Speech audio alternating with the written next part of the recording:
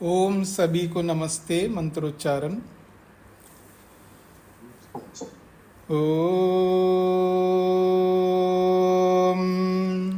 सहना भवतु सहनौ भुनक्तु सह वीर्यं करवावहै तेजस्विनावधीतमस्तु मा विद्विषावहै।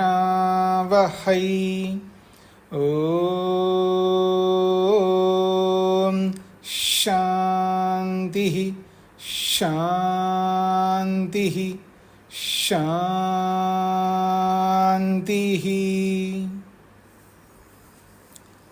वैशेषिक दर्शन की कक्षा संख्या 25 है। प्रथम अध्याय के दूसरे आहनिक का 7 सूत्र पूरे किए हैं। प्रसंग चल रहा है महासत्ता का, सामान्य का। इससे पहले विशेष को लेकर के बताया था और उसके बाद सामान्य को, जो कि महासामान्य है, बहुत बड़ा सामान्य है, इसको पर सामान्य भी कहते हैं। जो सबके अंदर द्रव्य में, गुण में, कर्म में, सब जगह व्याप्त होने वाला जो है उसको महासामान्य कहते हैं, पर सामान्य कहते हैं। और अपर सामान्य भी होता है, सामान्य जिसको कहते हैं, जिसको केवल द्रव्यों में ही द्रव्यत्व देखा जाएगा, केवल द्रव्यों में ही रहेगा द्रव्यत्व, वो भी सामान्य है, इसलिए ये छोटा सामान्य, अपर सामान्य कहते हैं। गुणों में ही गुणत्व देखा जाएगा, कर्मों में ही कर्मत्व देखा जाएगा, इसलिए ये अपर सामान्य, छोटा सामान्य कहलाता है। लेकिन जो सत्ता है वो सब में, द्रव्यों में, गुणों में, कर्मों में व्यापक रूप से देखा जाता है, इसलिए वो बड़ा सामान्य है। उसको महासामान्य कहेंगे या पर सामान्य कहेंगे। तो ये पर सामान्य को लेकर के चर्चा चल रही थी। अब उसके आगे हम 8वें सूत्र से करेंगे। ये जो पर सामान्य है, महासत्ता है, ये क्या है, इसका क्या स्वरूप है, इसको लेकर के 8वें सूत्र में बताया जा रहा है। अथच, और एक बात हम कहना चाहते हैं इस सत्ता को लेकर के, महासत्ता पर सामान्य को लेकर के। क्या? पृष्ठ संख्या 44। द्रव्य गुण कर्मभ्यो अर्थांतरम सत्ता। द्रव्य गुण कर्मभ्यो अर्थांतरम सत्ता। ये जो सत्ता है, अर्थांतरम का मतलब है भिन्न है। द्रव्य से, गुण से और कर्म से ये सत्ता स्वतंत्र अलग पदार्थ है। 6 पदार्थों में ये सत्ता सामान्य अलग स्वतंत्र पदार्थ है, छठा पदार्थ है। इसलिए द्रव्य, गुण और कर्म, इन तीनों से अर्थांतर है, अर्थात अलग है, सर्वथा भिन्न है ये सत्ता। द्रव्य गुण कर्मभ्यः अर्थांतरम सत्ता। द्रव्यात् गुणात् कर्मणश्च भिन्नम ही वस्तु भवति सत्ता। ये जो सत्ता है, ये द्रव्यात् द्रव्य से, गुणात् गुण से, कर्मणश्च और कर्म से, भिन्नम ही वस्तु, ये अलग वस्तु है। भिन्नम ही वस्तु भवति, अलग ही वस्तु होता है। कौन है ये? सत्ता है। यथा पृथिव्यादि द्रव्येषु द्रव्यत्वं सर्वद्रव्य व्यापित्वात् तेभ्यः पृथिव्यादिभ्यो भिन्नम। उदाहरण देके समझा रहे हैं। यथा, जैसे कि पृथिव्यादि द्रव्येषु, पृथ्वी आदि जो 9 द्रव्य है, और 9 द्रव्यों के जितने भी भेद हो सकते हैं। देखिए, मनुष्य भी एक द्रव्य है, पर स्त्री भी एक द्रव्य है, पुरुष भी एक द्रव्य है, कुत्ता भी एक द्रव्य है, गधा भी एक द्रव्य है। तो प्रकार तो 9 द्रव्य हैं, 9 प्रकार के द्रव्य, लेकिन 9 प्रकार के द्रव्यों में अनगिनत द्रव्य है। तो पृथ्वी आदि ये जो 9 द्रव्य है, इनमें द्रव्यत्व जो है सभी द्रव्यों में व्यापक होने से ये जो द्रव्यत्व है ये पृथ्वी आदि द्रव्यों से अलग है। द्रव्यत्व ये स्पष्ट हो रहा है जी आप सबको? पृथ्वी आदि 9 प्रकार के द्रव्यों से ये द्रव्यत्व अलग वस्तु है, अलग पदार्थ है। सब द्रव्यों में व्याप्त रहता है, लेकिन सब द्रव्यों से ये अलग सत्तात्मक वस्तु है, पदार्थ है। आप में से लवनीश जी ये बताइए कि ये अलग वस्तु है, तो वस्तु कहने से मन में क्या आता है आपके? वैशेषिक दर्शन पढ़ रहे हैं आप सब, याद रखना, मूल सिद्धांतों को हमेशा याद रखना होता है। यदि यहां ये बोला जा रहा है ना, स्वयं लिखा है द्रव्याद गुणात कर्मणश्च भिन्नम ही वस्तु भवति सत्ता, ये अलग वस्तु है। किन से?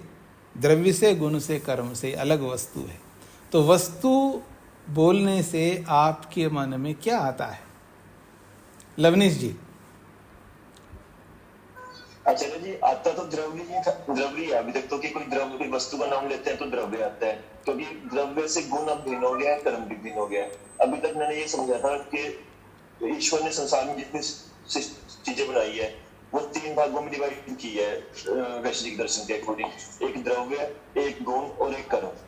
लेकिन अभी इस सूत्र में पहली बार आया है कि इन तीनों से भिन्न सत्ता है, और सत्ता सभी द्रव्यों में है। तो इसमें थोड़ा मुझे स्पष्टीकरण चाहिए। हाँ, आपको स्पष्टीकरण जरूर चाहिए, क्योंकि आवृत्ति नहीं कर रहे होंगे आप। अपने स्टोर से बाहर निकाल के थोड़ा वक्त इस दर्शन के लिए भी आपको देना है ना।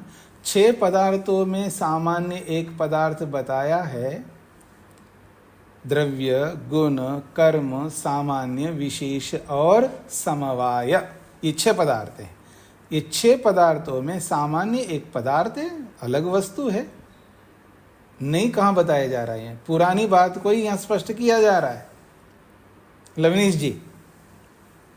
जी अच्छा जी।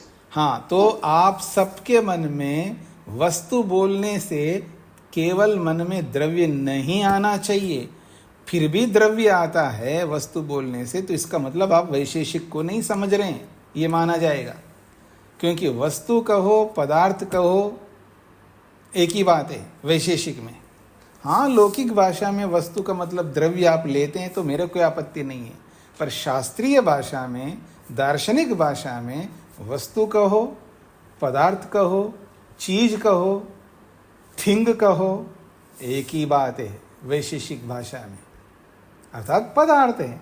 क्योंकि 6 पदार्थ बताए, उन 6 पदार्थों में सामान्य भी एक पदार्थ है, वो एक वस्तु है, ये तो बताना चाह रहे हैं यहाँ पर। कंफ्यूज नहीं होना है। कंफ्यूज वो व्यक्ति होता है जो वैशेषिक के सिद्धांतों को मन में नहीं रखता है। क्लियर हो गए लवनीश जी? तो ये कह रहे हैं पृथ्वी आदि जो 9 प्रकार के द्रव्यों में ये द्रव्यत्व व्यापक रूप से रहता हुआ भी इन द्रव्यों से भिन्न वस्तु है ये सत्ता, ये कहना चाह रहे हैं। यथावा, जैसे कि, और एक उदाहरण दे रहे हैं, रूपादि गुणेषु गुणत्वं सर्वगुण व्यापित्वात् तेभ्यो रूपादिभ्यो भिन्नम। जैसे द्रव्यों में रहता हुआ द्रव्यत्व द्रव्यों से भिन्न है, यथावा, और जैसे रूपादि गुण है, रूपादि 24 गुण है, देखिएगा 24 गुणों में गुणत्व रहता है। केवल संख्या की दृष्टि से केवल 24 ही गुण ऐसा नहीं है, 24 प्रकार के गुण हैं। हाँ, 24 प्रकार के गुण हैं। अच्छा, आप लोग ये शास्त्र पढ़ रहे हैं, कुछ आवृत्ति भी करते हैं इस शास्त्र की? क्यों जी? यदि करते हो, जो पुस्तक आपके पास पहुंची होगी, तो ये पहला आहनिक समाप्त होने के बाद एक बहुत कई पृष्ठों में दिया है इन्होंने, भाष्यकार ने, हिंदी में। कभी आपने ध्यान दिया हो, पढ़ा हो, देखा हो कि किस वस्तु में कितने प्रकार के गुण होते हैं, पृथ्वी में कितने प्रकार के गुण होते हैं, आत्मा में कितने प्रकार के गुण होते हैं। वो पूरा एक लिस्ट दिया है इन्होंने, उसको पढ़ लो, समझ लो, बहुत काम की है वो लिस्ट। अब वो हिंदी में, उसको कोई पढ़ाने की जरूरत नहीं है, वो तो भाष्यकार ने लिख दिया। तो आपको जो दर्शन को यथावत समझ लेंगे तो उसको पढ़ने की आवश्यकता नहीं है। लेकिन शास्त्र को यथावत समझ करके भी आपको ना पता लगे तो फिर आपको ज़्यादा पढ़ना होगा, ज़्यादा मेहनत करना होगा। और जब जब समय मिले उस लिस्ट को निकालो, किस द्रव्य में कितने गुण होते हैं, वो स्पष्ट उन्होंने थोड़ा लिख दिया आपको समझ में आने वाली भाषा में। तो आइए फिर कह रहे हैं, ये जो 24 प्रकार के गुण हैं, इन 24 प्रकार के गुणों में सभी गुणों में गुणत्व व्यापक होते हुए भी गुणों से भिन्न है गुणत्व। अथा च, और एक बात, तीसरी बात, उत्क्षेपनादि कर्मसु कर्मत्वम। वो जो उत्क्षेपन आदि 5 प्रकार के कर्म हैं, अब 5 प्रकार के कर्म है, ना कि 5 कर्म। 5 प्रकार का मतलब है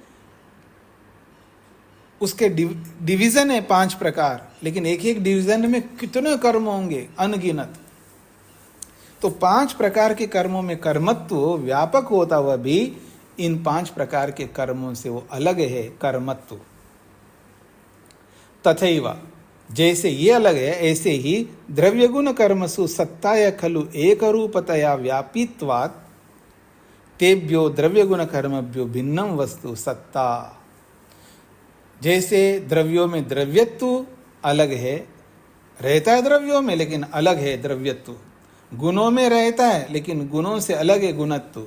कर्मों में रहता है कर्मत्व लेकिन कर्मों से अलग है। ठीक उसी प्रकार से द्रव्य गुण कर्म इन तीनों में सत्ता के रहते हुए भी वो सत्ता इन तीनों से अलग है। ऐसा हम सबको समझना चाहिए। 8वां सूत्र सबको स्पष्ट हो गया? जिनको समझ में नहीं आए वो पूछ सकते हैं। आगे बढ़ रहा हूं मैं।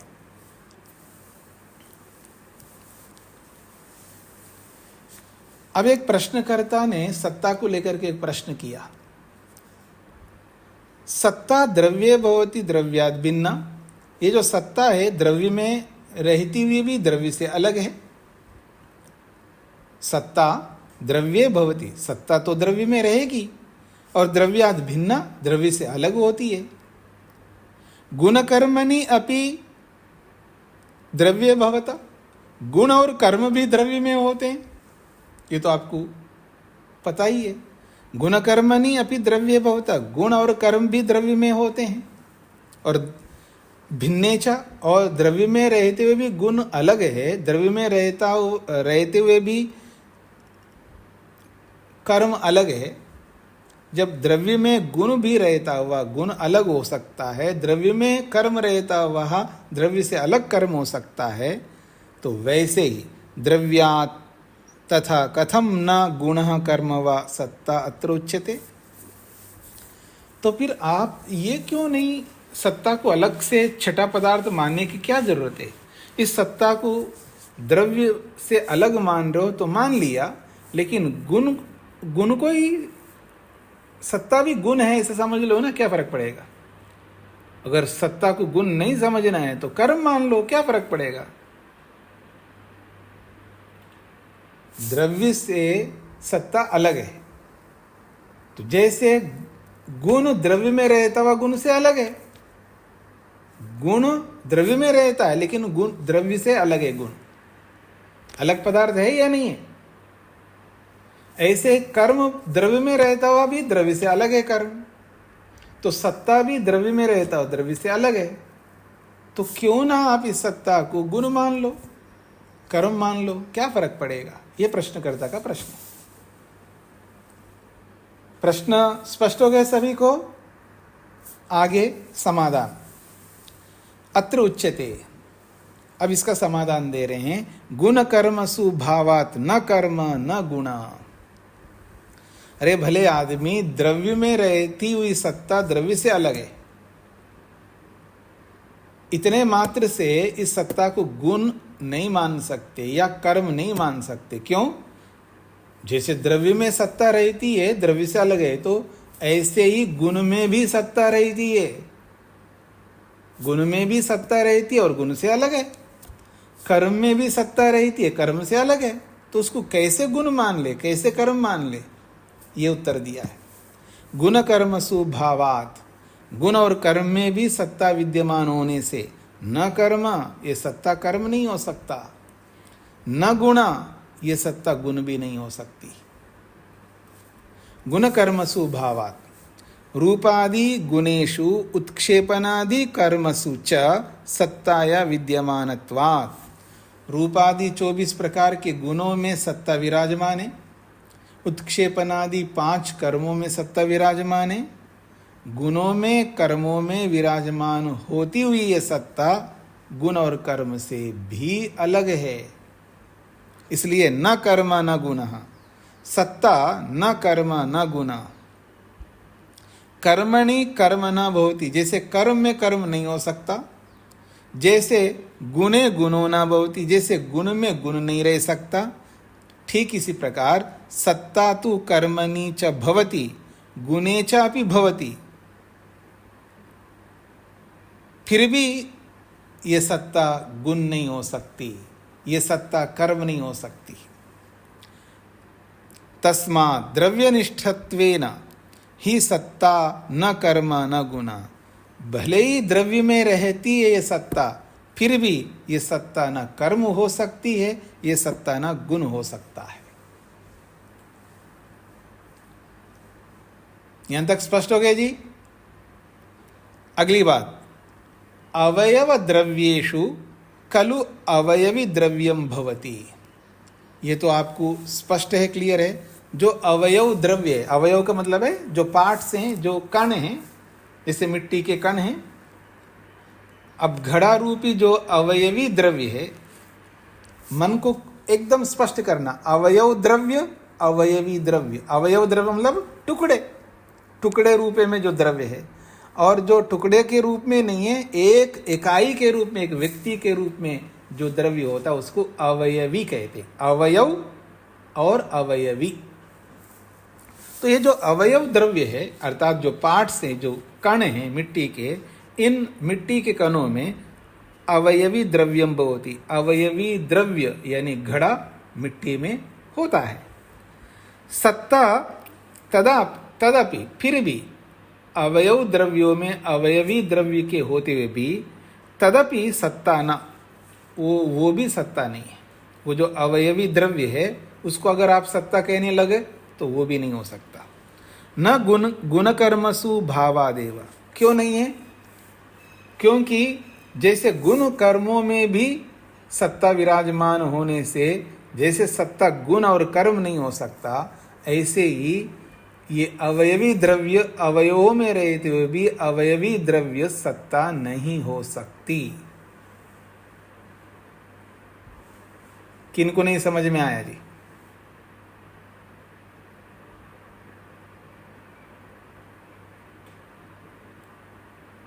अच्छी बात है, अगर समझ में आ गए तो आगे बढ़ता हूं।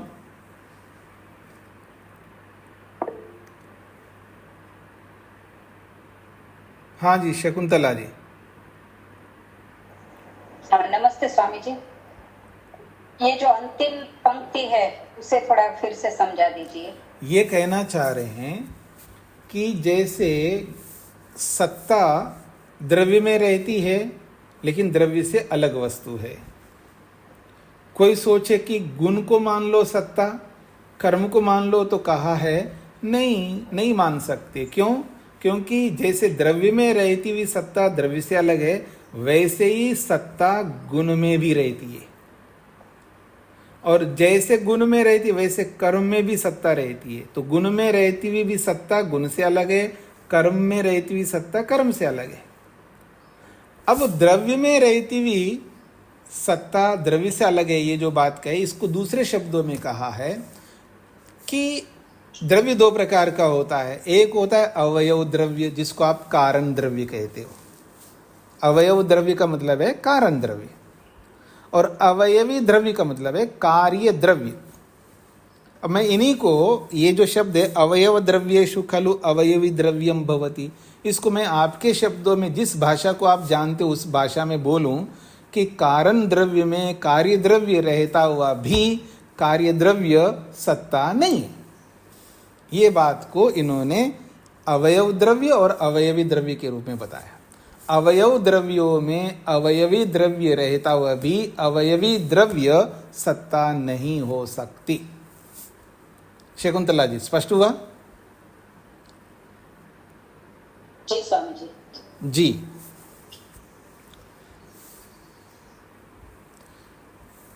अब कह रहे हैं, हाँ जी, आपको क्या पूछना है जी? कहानी जी। स्वामी जी नमस्ते जी।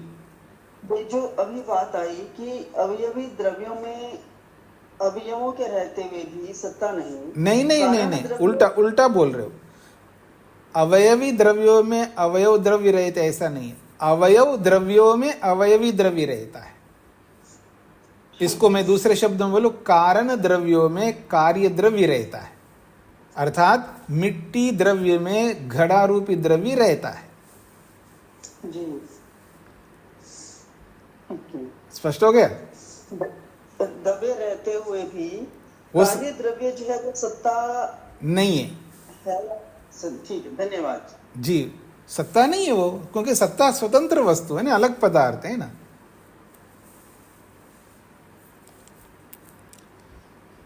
तो कहते हैं अवयव द्रव्येषु खलु अवयवी द्रव्यम भवति तदपि सत्ता न, वो भी सत्ता नहीं है। गुणकर्मसु भावाद एव इत्यपि च अर्थात् लभ्यते। गुण और कर्म में सत्ता रहती है और गुण और कर्म से अलग है सत्ता। इससे एक अर्थापत्ति निकलती है, अर्थात लभ्यते इति अर्थापत्ति। अर्थात लभ्यते इति अर्थापत्ति। अर्थापत्ति एक बहुत बड़ा प्रमाण है न्याय दर्शन में। अर्थापत्ति का मतलब है, जैसे मैं कहूंगा बादल के होने पर बरसात होती है, इसका उल्टा करो, बादल के ना होने पर बरसात नहीं होती है। अपने आप ये अर्थ अंडरस्टूड है। तो जो विषय अंडरस्टूड होता है उसको अर्थापत्ति कहते हैं। मतलब एक बात को समझने से दूसरी बात भी समझ में जहां आती हो उसको अर्थापत्ति कहते हैं। अर्थात आपद्यते इति अर्थापत्ति। किसी अर्थ को जान लेने से उस अर्थ के अनुसार दूसरी वस्तु भी अपने आप जहां समझ में आती है उसको अर्थापत्ति कहते हैं। ये बहुत बड़ा प्रमाण होता है। तो अब यहीं कह रहे हैं अर्थात लभ्यते, यहाँ अर्थापत्ति से एक बात निकल के आती है, क्या? तथा अवयवी द्रव्ये च अपि सत्ताया भावात् इति च उत्प्रेक्षणीयम। जैसे अवयव द्रव्यों में अवयवी द्रव्य रहता हुआ भी अवयवी द्रव्य सत्ता नहीं हो सकती है, ठीक इसी प्रकार से जो अवयवी द्रव्य है उस अवयवी द्रव्य में भी सत्ता होते हुए भी वो अवयवी द्रव्य से सत्ता अलग है। ये अर्थापत्ति से निकल के आता है। ये 9वां सूत्र पूरा हो गया। अब मैं आगे बढ़ रहा हूं 10वां सूत्र। अब ये जो सामान्य है, महासामान्य है, जो सत्ता है, ये द्रव्य गुण और कर्म इन तीनों में व्याप्त होकर के इन तीनों से अलग है ये सत्ता। और ये जो सत्ता है उसको कहेंगे सामान्य, अर्थात छठा पदार्थ। अब ये जो सामान्य है, इस सामान्य के विषय में एक बात कहना चाह रहे हैं 10वें सूत्र में। यदि इस 10वें सूत्र को आप हृदयंगम अच्छी तरह समझ लो तो ऐसा ही सूत्र 3 बार आएगा आगे, सेम, लेकिन विषय अलग अलग होगा। तो यहाँ समझोगे तो अन्य जगहों पर भी समझने में आपको आसानी हो जाएगी। सूत्र एक ही है लेकिन अर्थ अलग अलग होगा प्रसंग के अनुसार। तो ये जो सामान्य है, जिसको सत्ता बोला है, जिसकी व्याख्या अभी तक करते हुए आ रहे हैं, उस सत्ता के बारे में एक बात कही जा रही है। जो सत्ता है वो सामान्य ही रहता है, वो सत्ता कभी विशेष नहीं रहेगा। एक बार सामान्य रहेगा और एक बार विशेष होगा, ऐसा नहीं है। जिस सत्ता की बात हो रही है, जिस पर सत्ता की बात हो रही है, जिस पर सामान्य की बात हो रही है, जो सबके अंदर रहने वाली सत्ता की बात हो रही है, वो जो सत्ता है वो केवल सामान्य रहेगा। वो कभी सामान्य कभी विशेष नहीं बन सकता। ये बात 10वें सूत्र में बताई जा रही है। बस इतनी सी बात है। अपिचा एक और बात कहना चाहते हैं इस सामान्य के बारे में। सामान्य विशेष अभावेन च, सामान्य विशेष अभावेन च, सामान्य विशेष अभावेन च सत्तायां खलु द्रव्यगुण कर्मसु इव सामान्य विशेषश्च इति व्यवहारो न वर्तते। कहते हैं सत्तायाम खलु, ये जो सत्ता है, जो छठा पदार्थ है, नहीं चौथा पदार्थ है, ये जो चौथा पदार्थ सत्ता है, इस सत्ता के विषय में एक बात आपके सामने कहना चाहता हूँ। ऐसा ऋषि कह रहे हैं क्या? जैसे द्रव्य गुण कर्म, द्रव्य गुण कर्मसु इव, जैसे द्रव्य गुण कर्मों में होता है। क्या होता है जी द्रव्य गुण कर्मों में? सामान्यम विशेषश्च व्यवहार, सामान्य भी होता है द्रव्य, विशेष भी होता है। तो द्रव्यों में सामान्य द्रव्य, विशेष द्रव्य, गुणों में सामान्य गुण, विशेष गुण, कर्मों में सामान्य कर्म, विशेष कर्म। जैसे द्रव्य गुण कर्म इन तीनों में सामान्य विशेष का व्यवहार होता है, वैसा व्यवहार सत्ता में नहीं होता। तस्मात्, इसलिए सत्ता न द्रव्यम न गुणो न कर्म किंतु तद भिन्नम वस्तु, इसलिए सत्ता जो है न तो वो द्रव्य है, न वो गुण है, न कर्म है, किंतु इन तीनों से अलग स्वतंत्र पदार्थ है जिसका नाम है सामान्य अर्थात सत्ता। हाँ जी, ये सूत्र स्पष्ट हो गए जी सभी को?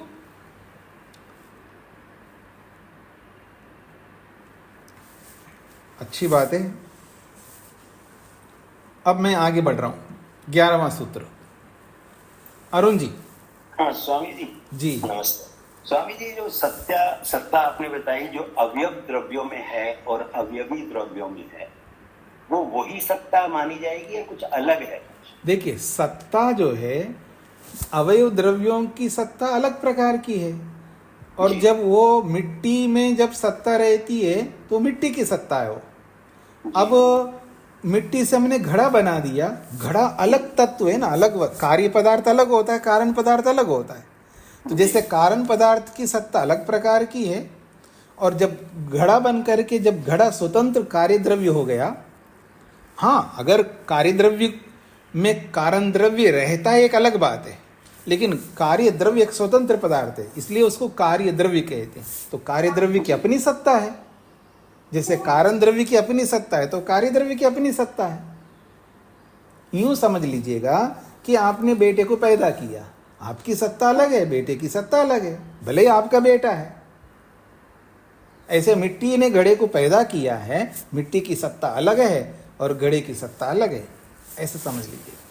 मतलब नामकरण सत्ता है लेकिन एक्चुअल में उनकी सत्ता अलग अलग प्रकार की। हाँ जी, हाँ जी, क्योंकि सत्ता जो है जाति में बोला जाता है ना, सत्ता एक होती है, जाति एक होती है। जैसे जब हम ये कहेंगे मनुष्य जाति तो एक ही है जी, ये पशु जाति एक ही है।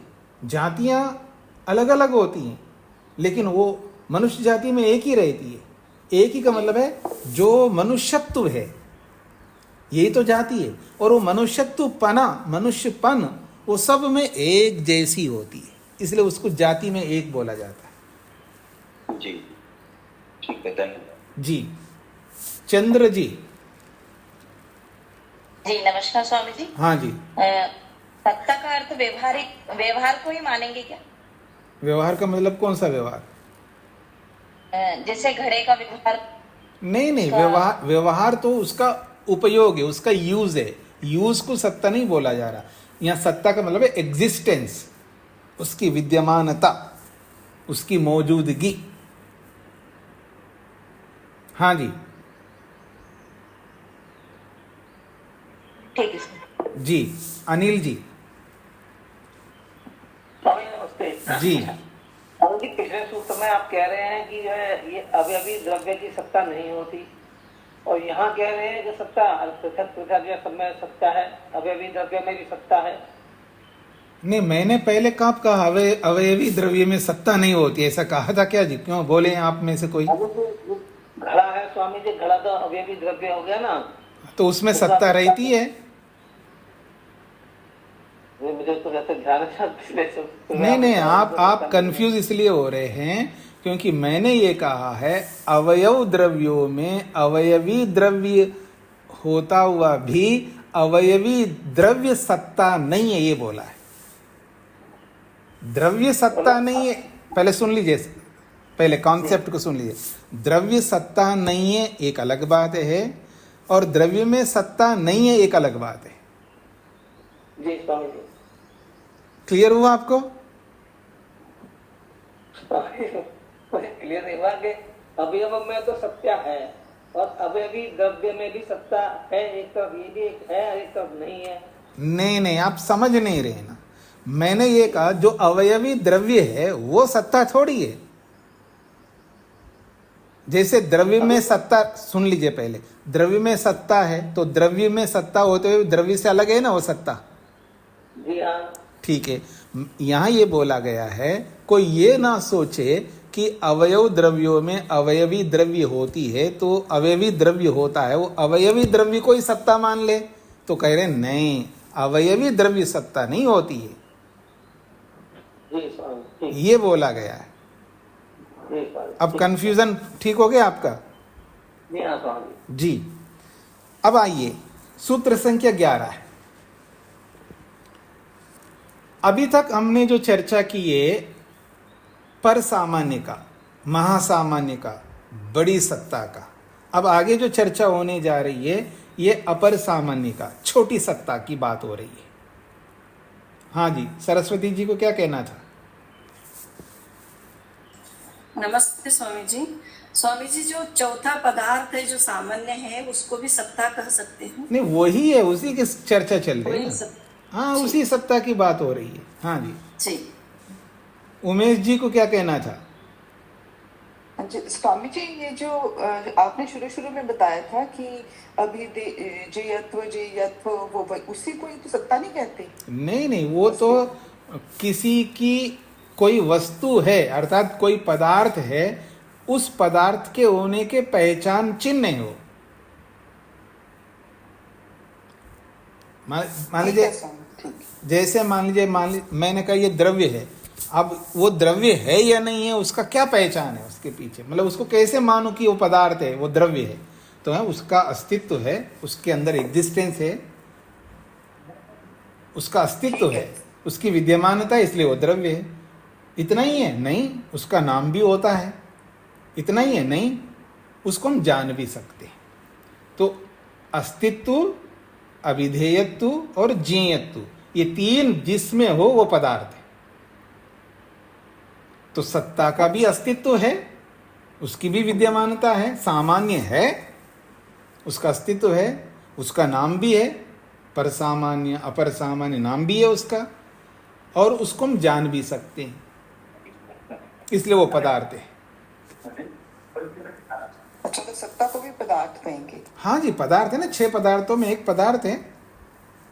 ठीक है। हाँ जी, इसलिए तो मैं आप सबसे कहता हूँ, आप अभी तक जितने सिद्धांत पढ़े हैं उन सिद्धांतों को रोज दोहराएंगे तो आप बहुत आसानी से वैशेष को समझ सकते हैं। आप में से बहुत सारे लोगों की समस्या है, आगे आगे पढ़ते जाते हैं और पीछे पीछे भूल जाते हैं, इसलिए ये बड़ी समस्या आती है। आप विद्यार्थी बन करके पढ़िएगा। आप केवल ठीक है जी टाइम पास करना है ऐसा मान करके अगर पढ़ोगे तो फिर कुछ नहीं समझ में आएगा आपको। एज ए स्टूडेंट बन करके थोड़ा पढ़ें, आप मेहनत करें, थोड़ा इसकी आवृत्ति करें, चर्चा करें एक दूसरे के साथ, जिनके साथ पढ़ते हैं आप लोग। इतने लोग बैठे हैं क्लास में, आप के पास ऐसा तो है नहीं कि पहले जैसी जमाना, हरे ने जी थोड़ा सा हाँ जी मैं आपके मोबाइल से कॉल कर लूँ। पहले तो ये होता था, अरे ये कॉल करेगा तो पैसे कटेंगे, पैसे समाप्त होंगे। ऐसा आजकल कोई सिस्टम ही नहीं है। एक बार आपको भुगतान करना है, अब उसको आप 24 घंटे बात ही कर लो। आपने एक बार इंटरनेट ले लिया है तो आपको कोई ऐसा नहीं कि भी इसमें पैसे ज़्यादा खर्च होंगे। तो आसान हो गए साधन, इसलिए आप जितने भी बैठे हैं अपना अपना ग्रुप बना लीजिएगा, एक का, दो का, जैसे भी आपको अनुकूलता हो। फिर आपस में इस शास्त्र की चर्चा करिएगा, इन सिद्धांतों को एक दूसरे से पूछिएगा, जानिएगा, समझाइएगा, पढ़ाइएगा। विद्या आती है, पढ़ना है और पढ़ाना है, सुनना है और सुनाना है, तब विद्या आएगी। अब केवल पढ़ते जाओ और आगे आगे समझते जाओ, पीछे पीछे भूलते जाओ तो बहुत बड़ा मुश्किल, बहुत परेशानी होगी आपको, आगे जाकर के आप भूल जाएंगे। हाँ जी विशाल जी। नमस्ते स्वामी जी। जी स्वामी जी, उदाहरण के लिए ये कह सकते हैं आत्मा की सत्ता आत्मा से अलग है। हाँ जी, उदाहरण बिल्कुल ठीक है, इसमें कोई बात नहीं है। कोई भी द्रव्य को लेकर के बोल सकते, कोई भी गुण को लेकर के, 6 पदार्थों में कोई भी बोल सकते आप जी। ठीक है स्वामी, धन्यवाद। हाँ जी, अब मैं आगे बढ़ रहा हूँ जी। जो आपके सामने भूमिका रखी थी, अभी तक हमने चर्चा की है सत्ता की, लेकिन कौन सी सत्ता? बड़ी सत्ता, महासामान्य, पर सामान्य। अब जो सत्ता की बात हो रही है ये छोटी सत्ता, जिसको अपर सामान्य कहते हैं। और छोटी सत्ताएं जो है बहुत है। तो पर सामान्यम उक्त्वा अपर सामान्य विषये ब्रवीति आचार्य। आचार्य प्रवर महर्षि कनाद कह रहे हैं परम सामान्यम उक्त्वा, पर सामान्यम उक्त्वा, पर यानी बड़ा सामान्य या बड़ी सत्ता को बता करके अपर सामान्य विषय, जो अपर सामान्य अर्थात छोटा सामान्य है, छोटी सत्ता है, इसको लेकर के आगे बताते हैं। अनेक द्रव्यत्वेन द्रव्यत्व मुक्तम। बड़ा सरल है, कोई ज़्यादा आपको मेहनत करने की आवश्यकता नहीं, बहुत सरल बातें आ रही है। अनेक द्रव्यवत्वेन द्रव्यत्व मुक्तम। द्रव्यत्वम खलु अपर सामान्यम, जिसको हम द्रव्यत्व कहते हैं उसको अपर सामान्य कहेंगे। क्यों कहेंगे जी? क्योंकि द्रव्यत्व केवल द्रव्यों में पाया जाएगा, लेकिन सत्ता पर सत्ता ऐसा नहीं, वो सब में पाया जाएगा, इसलिए वो बड़ा है। और द्रव्यत्व भी सामान्य है, लेकिन छोटा सामान्य है। क्यों छोटा है? केवल द्रव्यों में ही पाएंगे आप द्रव्यत्व। कहते हैं द्रव्यत्वम खलु अपर सामान्यम, ये जो द्रव्यत्व है ये अपर सामान्य है। अनेकानि द्रव्यानि, बहुत सारे द्रव्य हैं। पृथ्वी आदि, जो पृथ्वी आदि 9 प्रकार के द्रव्य हैं। तो अनेक द्रव्यों में यस्य तद अनेक द्रव्यवत, इसलिए उस द्रव्यत्व को अनेक द्रव्यवत कहते हैं। अनेक द्रव्यवत का मतलब है अनेक द्रव्यों में रहने वाला द्रव्यत्व। अनेक द्रव्यों में रहने वाले द्रव्यत्व को अनेक द्रव्यवत कहेंगे, अर्थात अनेक द्रव्यों में रहने वाला।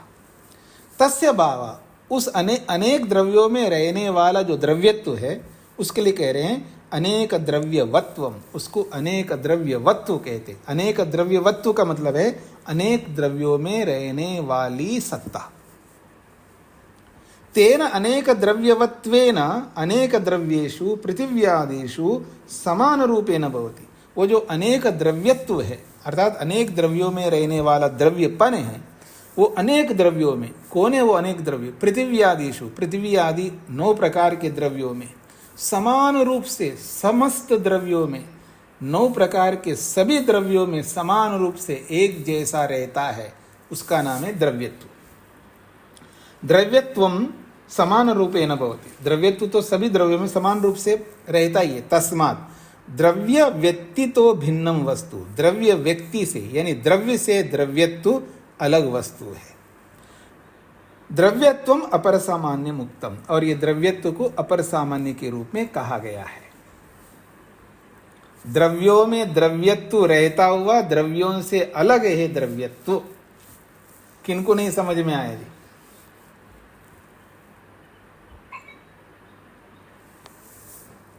शुक्र है, अगर आप हाथ खड़ा करते तो फिर मैं पता नहीं क्या बोलता आपको। अच्छी बात है। द्रव्यों में रहता हुआ द्रव्यत्व द्रव्यों से अलग है। जैसे द्रव्य में सत्ता रहती हुई द्रव्य से अलग होती है, गुण में सत्ता रहती हुई गुण से अलग होती है, कर्मों में सत्ता रहती हुई कर्म से अलग होती है सत्ता, क्योंकि वो बड़ी सत्ता, इसलिए उसकी चर्चा हो गई थी। अब बताना चाह रहे हैं द्रव्यत्व को लेकर के। तो द्रव्यों में 9 प्रकार के दुनिया भर के द्रव्य रूपी व्यक्तियों में द्रव्यत्व रहता हुआ ये द्रव्यत्व द्रव्यों से अलग है। पूरा हो गया जी। अब ये द्रव्यत्व के बारे में बताया जा रहा है। ये द्रव्यत्व जो है केवल सामान्य रहेगा। द्रव्यत्व केवल सामान्य है। द्रव्यत्व केवल सामान्य है। इस द्रव्यत्व में सामान्य भी है द्रव्यत्व और विशेष भी, ऐसा नहीं है। द्रव्यत्व केवल सामान्य है, ये कहना चाह रहे हैं 12वें सूत्र में। अच्छा, और इस द्रव्यत्व के बारे में ये बात समझना है, सामान्य विशेष अभावेन च, सामान्य विशेष अभावेन च तच्च द्रव्यत्वम अपर सामान्यम द्रव्य व्यक्ते भिन्नम। वह ये जो द्रव्यत्व रूपी सामान्य है जिसको हम अपर सामान्य कहते हैं, ये द्रव्य व्यक्ते भिन्नम, ये द्रव्य रूपी व्यक्ति से, द्रव्य रूपी इकाई से भिन्नम, अलग है ये द्रव्यत्व। तत्र द्रव्यवत् सामान्यम विशेषश्च इति व्यवहारो न भवति। इस द्रव्यत्व में द्रव्य के समान सामान्य और विशेष रूपी व्यवहार नहीं होंगे। द्रव्य में तो सामान्य द्रव्य और विशेष द्रव्य हो सकता है, लेकिन द्रव्यत्व में सामान्य और विशेष के रूप में प्रयोग नहीं होगा। द्रव्यत्व बस केवल द्रव्यत्व है, वो एक ही है, वो सामान्य ही है। ये बात कही गई है। ये बात किनको समझ में नहीं आई जी? अब ऐसे समझ लीजिएगा, जो बड़ी सत्ता थी वो बड़ी सत्ता द्रव्य से अलग है, गुण से अलग है, कर्म से अलग है।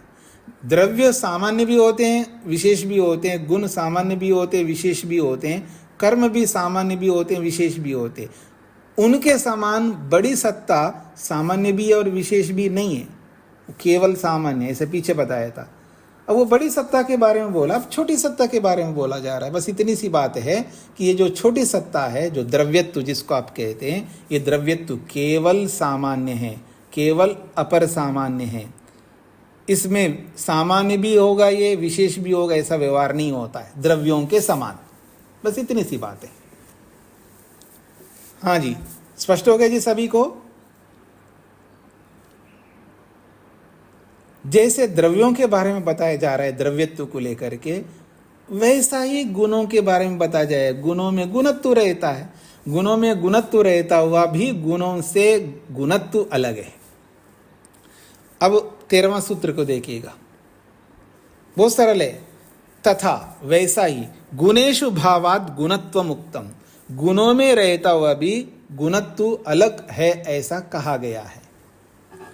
गुणत्वम गुणेषु भावाद उक्तम गुणत्वम अपर सामान्यम। जैसे द्रव्यों में द्रव्यत्व रहता हुआ अलग है और वो अपर सामान्य है, ऐसे गुणत्वम अपर सामान्यम, गुणत्व भी अपर सामान्य है। रूपादिषु अनेक गुणेषु भावाद, क्योंकि ये जो गुणत्व है, रूपादि जो 24 प्रकार के गुण हैं, उन सब में गुणत्व रहता है। और इन सब गुणों में गुणत्व रहता हुआ भी रूपादि गुण व्यक्ति तो भिन्नम वस्तु उक्तम। और रूपादि 24 प्रकार के जो गुण रूपी इकाइयां हैं, उन समस्त गुणों रूपी इकाइयों से ये गुणत्व सर्वथा अलग वस्तु है, अलग पदार्थ है। ठीक हो गया जी? अब ये जो गुणत्व है, ये गुणों के समान सामान्य और विशेष नहीं होता है। गुण सामान्य भी होते हैं, गुण विशेष भी होते हैं, लेकिन ये गुणत्व केवल सामान्य रहेगा।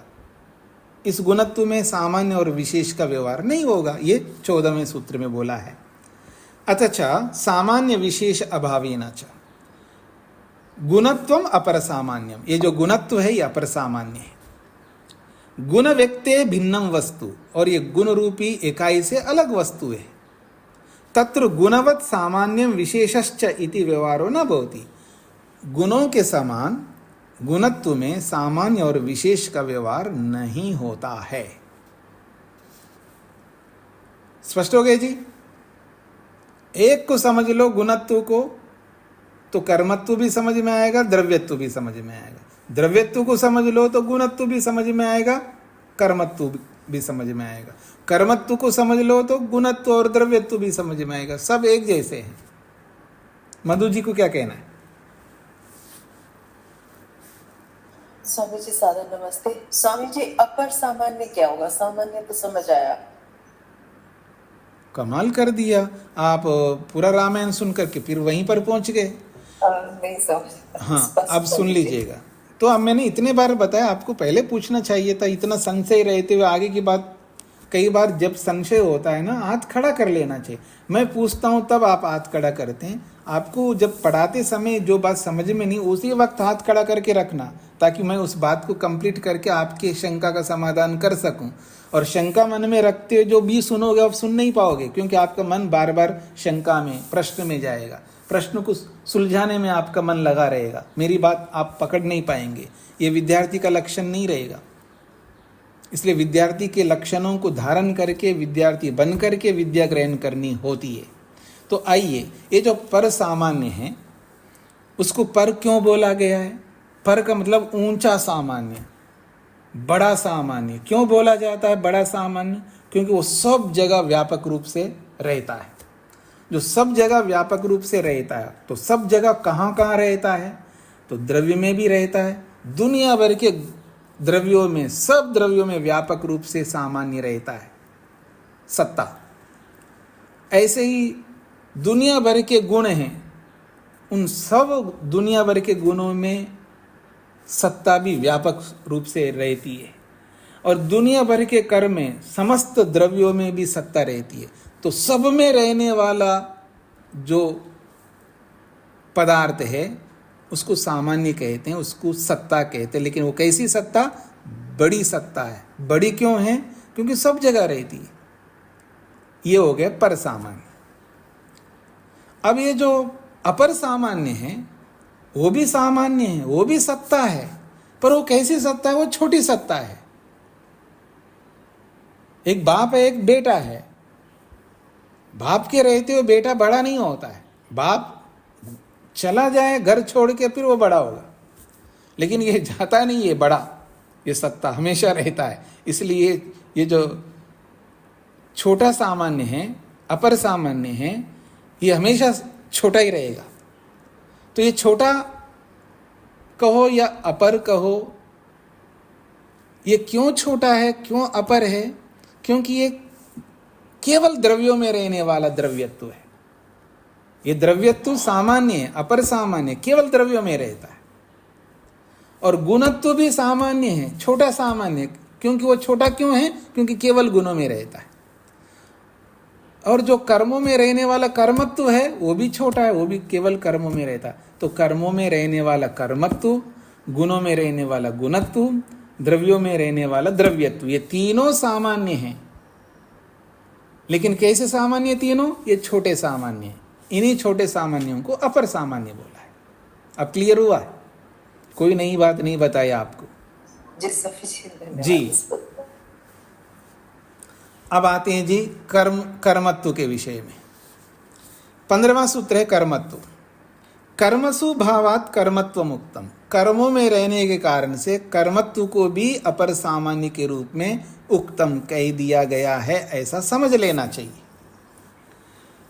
कहते हैं कर्मसु भावात कर्मत्वम अपर सामान्यम। जैसे द्रव्यत्वम अपर सामान्य है, गुणत्वम अपर सामान्य है, ऐसे कर्मत्व भी अपर सामान्य है। और ये कर्मत्व अपर सामान्य क्यों है? क्योंकि उत्क्षेपनादिषु कर्मसु भावात, ये केवल उत्क्षेपनादि 5 प्रकार के कर्मों में ही रहता है ये कर्मत्व। इसलिए उत्क्षेपनादि कर्म व्यक्ति तो भिन्नम वस्तु उक्तम। इसलिए उत्क्षेपनादि जो कर्म इकाइयां हैं, इन कर्म इकाइयों से ये कर्मत्व सर्वथा अलग वस्तु है। बस हो गया आपका समाधान। स्पष्ट हो गया जी कर्मत्व। अब ये जो कर्मत्व है उसके लिए भी बोला है सामान्य विशेष अभावेन च। ये जो कर्मत्व है ये कर्म के समान सामान्य विशेष का व्यवहार नहीं होगा। कर्मों में तो सामान्य कर्म विशेष कर्म होते हैं, लेकिन कर्मत्व में सामान्य कर्मत्व विशेष कर्मत्व ऐसा नहीं होता। कर्मत्व तो एक ही होता है, इसलिए वो सामान्य रहेगा। कर्मों के समान कर्मत्व में सामान्य और विशेष का व्यवहार नहीं होता है। यही बात कही है 16वें सूत्र में, कर्मत्वम अपर सामान्यम। ये जो कर्मत्व है ये अपर सामान्य है। कर्म व्यक्ते भिन्नम वस्तु, ये कर्म रूपी इकाई से अलग वस्तु है। यतः तत्र कर्मवत् सामान्यम विशेषश्च इति व्यवहारो न भवति। क्योंकि कर्मवत् कर्मों के समान, जैसे कर्मों में सामान्य कर्म विशेष कर्म होते हैं, तो कर्मों में सामान्य और विशेष का व्यवहार होता है, वैसे कर्मत्व में सामान्य और विशेष का व्यवहार नहीं होता है। पूरा हो गया जी आपका। तो आज देखिए, सामान्य विशेष अभावेन च 1 2 3 और 4 बार आया है। सामान्य विशेष अभावेन च 10वां सूत्र, 12वां सूत्र,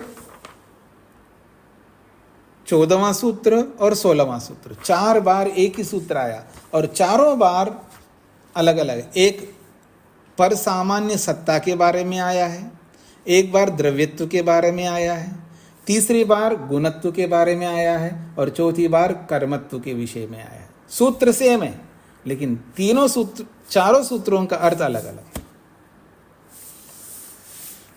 तो आज बहुत पढ़ लिया जी आपने, 8वें सूत्र से लेकर के 16वें सूत्र तक रिकॉर्ड कर लिया आपने आज। तो अब आपको किसी को कुछ पूछना हो, ये जो सामान्य है, पर सामान्य, अपर सामान्य, पर सामान्य एक ही होता है पर अपर सामान्य अनेक होते हैं, ये भूमिका में आप पढ़ चुके हैं। फिर भी इस सामान्य रूपी चौथे पदार्थ के विषय में किसी को कोई भी प्रश्न हो पूछ सकते हैं। आगे पाठ नहीं करूंगा, प्रश्नोत्तर आप कर सकते हैं।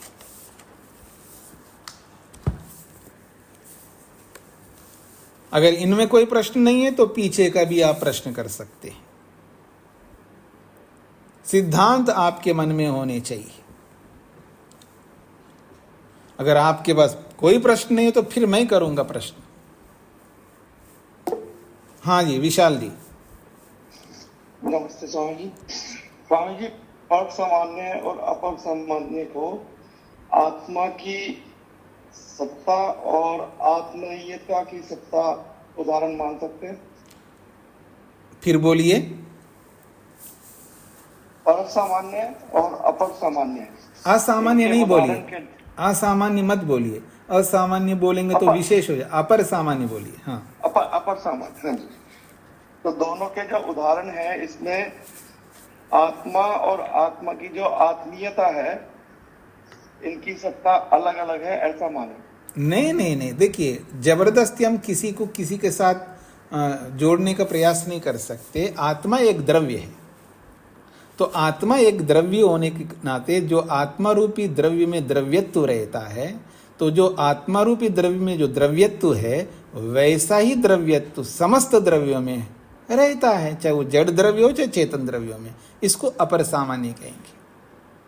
और जो समस्त द्रव्यों में सत्ता रहती है वो पर सामान्य है। ये ठीक है, स्वामी। अब स्पष्ट हो गया? ये स्वामी, धन्यवाद। आभा जी। प्रणाम स्वामी जी। जी। स्वामी जी, आज के पाठ से ऐसा लगा कि ये सत्ता एक ऐसी विशेष वस्तु है जी, या ऐसा विशेष पदार्थ है जिसके बिना कुछ भी नहीं हो सकता। हाँ, तो ये एग्जिस्टेंस प्रिंसिपल की बात कर रहे हैं जी, जिसको किसी शास्त्र में हम सत कहते हैं, कहीं अस्थि कहते हैं।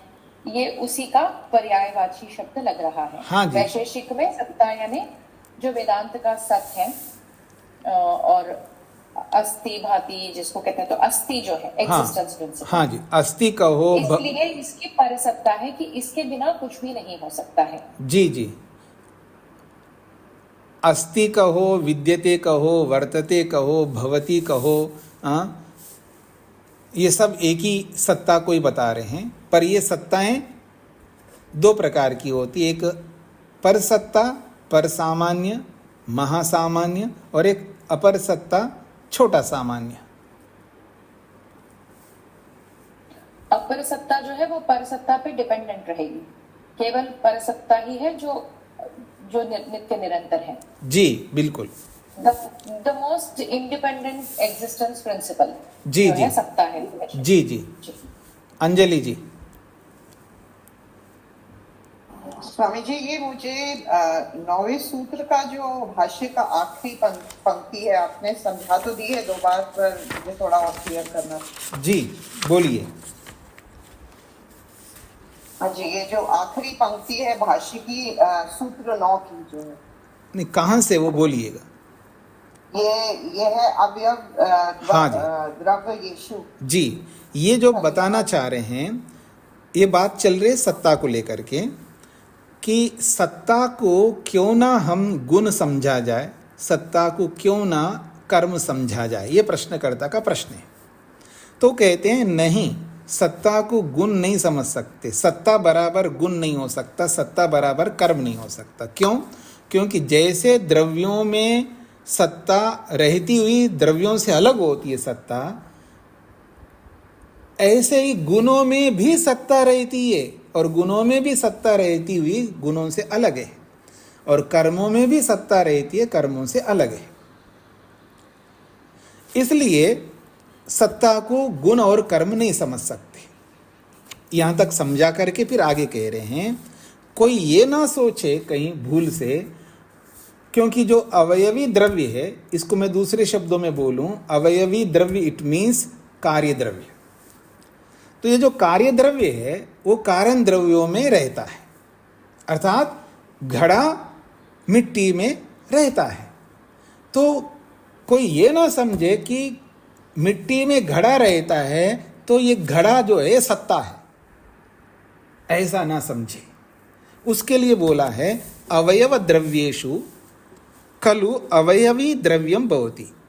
इसका अर्थ है अवयव रूपी द्रव्यों में, अर्थात जैसे रुई के धागों में कपड़ा रहता है, तो रुई के धागे जो है वो अवयव है, सब अलग अलग इकाइयां हैं, उनको अवयव द्रव्य कहते हैं, जो पार्ट्स जिसको आप कहते हैं। और अवयवी द्रव्य उसको कहते हैं जो सारे पार्ट्स मिलकर के एक हो जाता है, जो एक इकाई के रूप में आता है, एक व्यक्ति के रूप में आता है, उसको अवयवी द्रव्य कहते हैं। तो कह रहे हैं अवयव द्रव्यों में अवयवी द्रव्य रहता है। अवयवी द्रव्य अवयव में रहता हुआ भी तदपि सत्ता न, उस अवयवी द्रव्य को सत्ता मान ले कोई, अर्थात मैं दूसरे शब्दों में बोल, उस घड़े को कोई सत्ता मान ले, क्योंकि घड़ा मिट्टी में रहता है इसलिए घड़ा सत्ता है, ऐसा कोई मान ले, तो कहे ना, उसको भी आप सत्ता नहीं मान सकते। और हेतु क्या है? गुण कर्म सुभावात, गुण और कर्मों में रहता हुआ भी सत्ता अलग है, ठीक इसी प्रकार से द्रव्य में भी सत्ता है। कौन सा द्रव्य?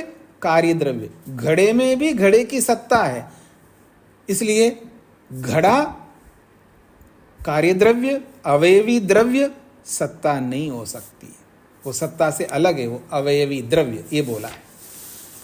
हाँ जी, अंजलि जी। हाँ जी, हाँ जी, समझ आ गया, धन्यवाद स्वामी। सरस्वती जी। नमस्ते स्वामी जी। जी। स्वामी जी, ये पर सामान्य एक ही हो सकता है और अपर सामान्य अनेक हो सकते हैं जी, थोड़ा स्पष्ट कीजिए स्वामी जी। कितने बार स्पष्ट करना है जी? नहीं, मतलब मैं बता दूंगी। अभी सभी द्रव्यों में जो द्रव्यत्व है वो सभी द्रव्यों से अलग है, उसका अलग सत्ता होता है, तो मतलब ये अपर सत्ता। सभी गुणों में नहीं, रुकिए, पहले द्रव्यों पर आता हूँ। सभी द्रव्यों में द्रव्यत्व रहता है, ये कौन सी सत्ता है? ये अपर सत्ता है। ठीक है, अब स्पष्ट हो गया। और आगे? आगे वैसे ही अभी गुणों के बारे में भी और कर्मों के बारे में भी हम बता सकते हैं स्वामी जी। ठीक है। और ये पर सत्ता है जो मतलब सभी द्रव्यों में, गुणों में, सभी में जो भी सत्ता रहता है वो मतलब पर सत्ता होता है। जी जी, वही क्लियर करना था स्वामी जी। हाँ, तो बिल्कुल आपको समझ में आ गया। उमा जी को क्या कहना है? नमस्ते स्वामी जी। जी, यही मैं अपनी तरफ से आपसे पक्का कर रही थी, जैसे समस्त छह पदार्थों में जो है वो तो पर सत्ता है। नहीं, इधर उधर मत जाइए, आप भटक मत जाना। मैं अब समस्त 6 पदार्थ बताए नहीं, केवल 3 ही बताया। द्रव्य गुण कर्म, द्रव्यों में भी रहता है, गुणों में भी रहता है और कर्मों भी रहता है। तो सभी में का मतलब सब का अर्थ है 3, तीनों में रहने वाला है, उसको सत्ता कहते हैं। आप ये मत बोलना सत्ता में भी सत्ता रहता है, ऐसा मत बोलना। गलत बोल रही है, ठीक है स्वामी, हाँ जी। बस यही पक्का कर रही थी। जी जी। हाँ जी, और किसी को कुछ पूछना है? समय हो गया तो आप तैयारी करिएगा, अच्छा रहेगा। ये बहुत रोचक विषय है, केवल आपको रुचि उत्पन्न करना है। समझ में नहीं आ रहा है मान करके इसको आप अवॉइड करना बंद करें, इसको गले लगाइए, इसको अपना ही मानिएगा, जीवन का एक अंग मानिएगा, तो बहुत सरल हो जाएगा आपके लिए। ओम शांति शांति शांति।